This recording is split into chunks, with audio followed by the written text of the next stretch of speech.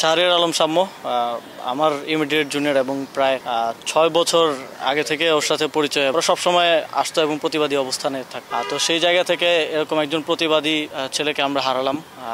এটা অবশ্যই আমাদের জন্য অত্যন্ত দুঃখজনক। সাম্য আমাদেরকে চোখে আঙুল দিয়ে দেখিয়ে দিয়ে গিয়েছে যে এটা আমাদের আসলে করণীয়গুলো কি কি।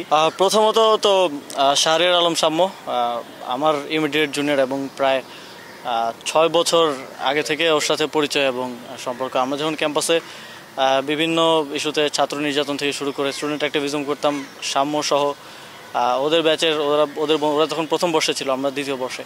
ওরা সবসময় আসতো এবং প্রতিবাদী অবস্থানে থাকতো। তো সেই জায়গা থেকে এরকম একজন প্রতিবাদী ছেলেকে আমরা হারালাম। এটা অবশ্যই আমাদের জন্য অত্যন্ত দুঃখজনক একটা ঘটনা। সাম্যের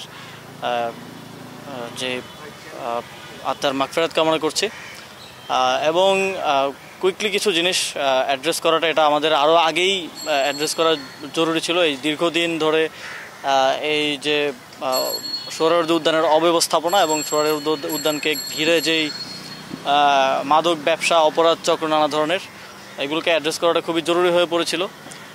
সাম্য আমাদেরকে চোখে আঙুল দিয়ে দেখিয়ে দিয়ে গিয়েছে যে এটা আমাদের আসলে করণীয়গুলো কি কি। বান্ডেল থাকলে প্রতি সেনমানিতে টাকা বাঁচবে। বিকাশ সেনমানি বান্ডেল কিনে জিতুন প্রতি লেনদেনে। যেহেতু সোহরাওয়ার্দী উদ্যানটা আমাদের মুক্তিযুদ্ধ বিষয়ক মন্ত্রণালয় এবং গণপূর্ত মন্ত্রণালয় যৌথভাবে আসলে ওনারা দেখে থাকেন।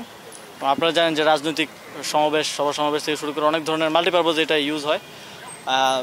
তবে এই ঢাকা বিশ্ববিদ্যালয় বা এই কেন্দ্রিক যত ধরনের অপরাধ সংগঠিত হয় তার 70-80%-এরই লিঙ্ক আছে সোহরাওয়ার্দী উদ্যানের সাথে। এটা আমরা এর আগেও প্রলয় গ্যাং থেকে শুরু করে নানা ইস্যুতে আমরা দেখেছি।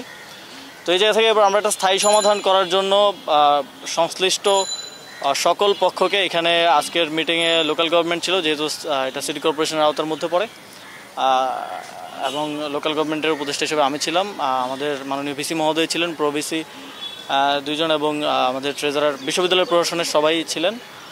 এখানে আমাদের পিডব্লিউডির চিফ ইঞ্জিনিয়ার এবং গণপূর্ত মন্ত্রণালয়ের